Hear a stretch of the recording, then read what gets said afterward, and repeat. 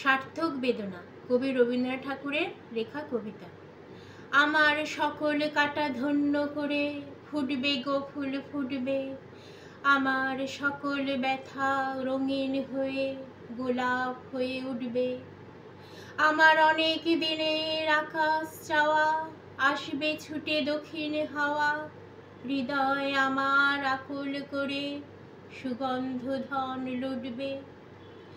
আমার লজ্জা যাবে যখন পাবো দেবার মতো ধন, যখন রূপ ধরিয়ে বিকশিবে প্রাণের আরাধন।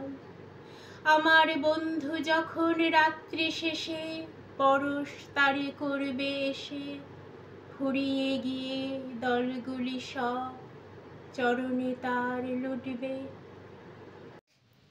কবিতাটা শুনলে আর শুনে কি করবে, অবশ্যই তোমরা লাইক, কমেন্ট আর সাবস্ক্রাইব করে দেবে।